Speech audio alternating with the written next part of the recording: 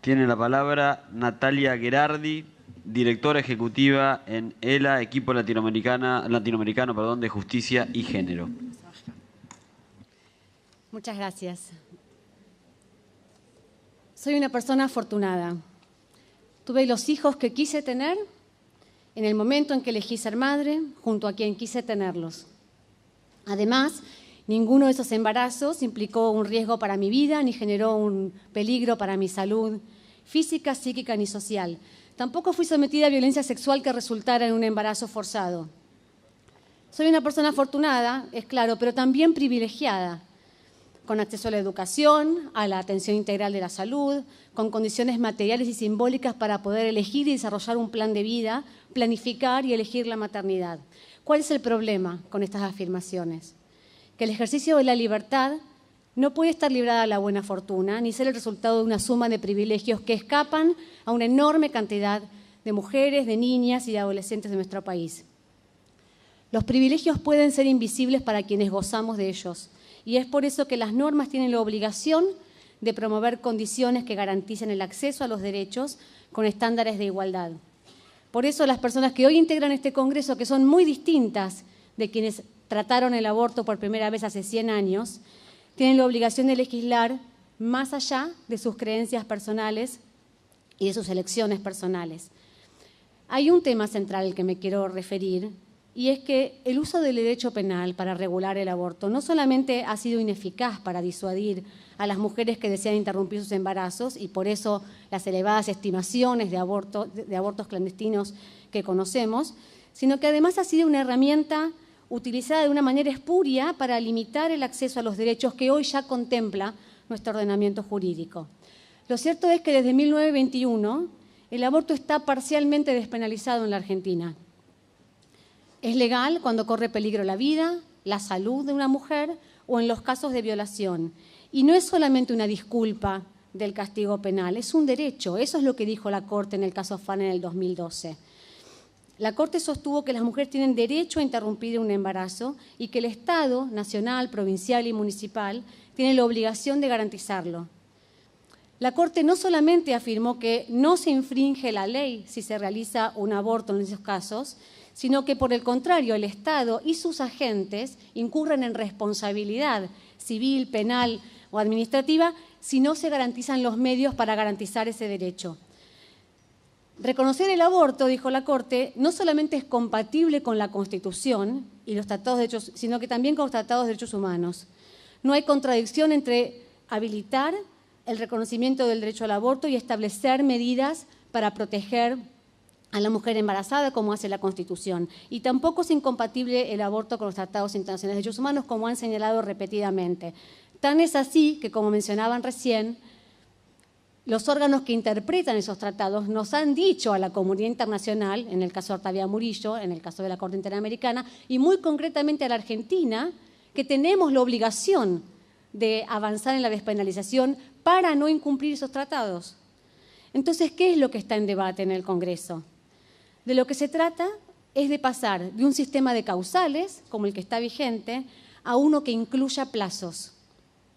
Una regulación entonces que reconozca la falibilidad y la imposibilidad de implementar el sistema actual, que está plagado de barreras, que no es universal, ni accesible, ni igualitario en el ejercicio del derecho a la interrupción legal del embarazo.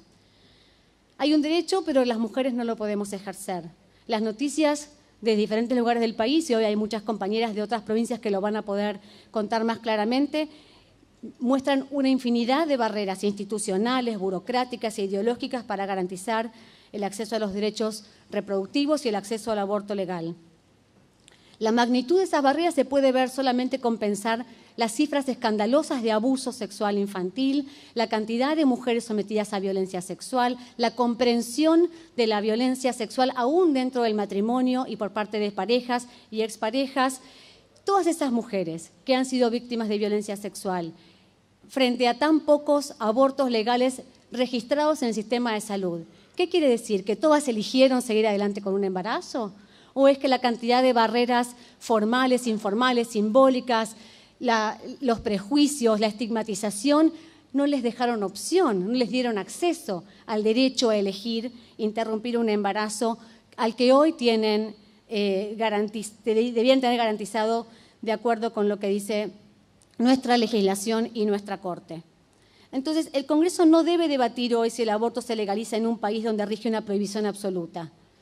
Este no es el caso de otros países de nuestra región que atravesaron ese debate recientemente. Aunque eso es lo que parecen sugerir algunas voces que se escucharon en este ámbito y que proponen convencer a quienes son víctimas de violencia sexual a que cambien de opinión y acompañar esa decisión como si ese fuera el único destino posible. Esa posición lo que hace es reforzar la culpabilización de las mujeres y las expulsa del sistema de salud. El debate que hay hoy en el Congreso solamente puede ser superador. El principio de progresividad y no regresividad de los derechos humanos nos impide volver antes de 1921.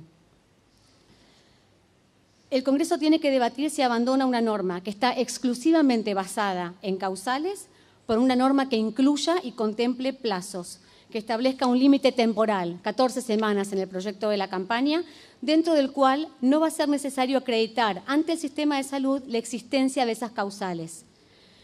La diferencia es importante, pero al mismo tiempo no es abismal. Un minuto. Nuestro ordenamiento jurídico, que ya admite la interrupción del embarazo, hace que sea innecesario e irrelevante para este debate preguntarse cuándo comienza la vida. Nuestro ordenamiento jurídico ya reconoce la protección incremental de la vida. Lo que debe debatir el Congreso es la eliminación de una actual necesidad de explicitar las razones para solicitar la interrupción bajo amenaza de sanción penal. Las mujeres siempre tenemos razones. Las mujeres, las adolescentes, siempre tenemos razones y motivos. La pregunta es si tenemos que darlas frente a la amenaza de la coerción de la libertad. Las razones de cada una serán íntimas y no tendrán que someterse al escrutinio. Y eso va a ser no solamente importante para las mujeres, que tendrán derecho al acceso sin miedo a ser denunciadas, sino también para los equipos de salud, que podrán tener mayor garantía y certidumbre sin temor a denuncias espurias de colegas, jefes de servicio, directores, directoras de hospital, que promueven la violación de la ley y persiguen a quien las cumple. Mejorar el acceso al aborto en las primeras semanas permitirá no solo dar un paso hacia el reconocimiento de la igualdad de las mujeres, respetando su autodeterminación reproductiva, sino que además daría certeza al sistema de salud sobre sus obligaciones y condiciones de legalidad, confidencialidad y seguridad. Sobre todo significaría avanzar hacia una sociedad que no imponga concepciones morales o religiosas a otras personas bajo amenaza de prisión, sino que garantice las condiciones para elegir. Por eso la legalización del aborto tiene que estar acompañada de la efectiva implementación de la educación sexual integral, del acceso a los anticonceptivos y la transformación de las desigualdades estructurales que hoy condicionan la vida y la autonomía de las niñas, adolescentes y mujeres. Gracias.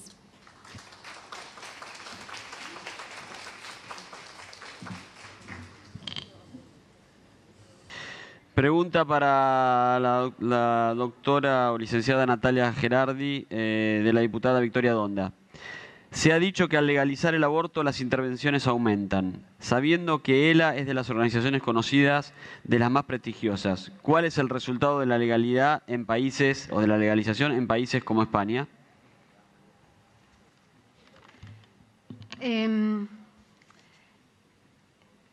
Los datos había presentado alguna aproximación a esos datos Mariana Romero en la reunión que mantuvieron el martes. Algunos estudios de países que han transitado la legalización en los últimos años muestran que después de un primer periodo en el que la cantidad de abortos registrados aumenta. ¿Y por qué los registrados aumenta? Un poco siguiendo lo que mencionaba recién Mario Sebastiani. La clandestinidad y la penalización hace que haya una cantidad importante de abortos que no se registren. Entonces, la legalización, el primer impacto que tiene es el del registro. Entonces, inicialmente hay una cantidad importante de abortos sobre los cuales no se conocía. Entonces, no es que aumenta la cantidad de abortos, es que empiezan a ponerse en claro, en blanco y en papel.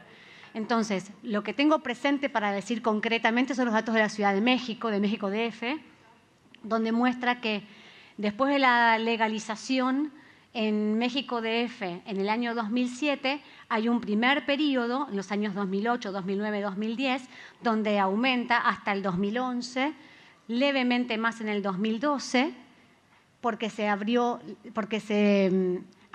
la accesibilidad de los casos de aborto legal, pero después del 2012 sigue una escala descendente donde disminuye la cantidad de abortos en el 2013, 2014, 2015. Ese es un trabajo, si les interesa la cita, del doctor Patricio Sangüesa del año 2016 en México DF. Como seguramente hay, no tengo la cita para decirlo en este momento, trabajos que muestran datos parecidos en Uruguay y en España.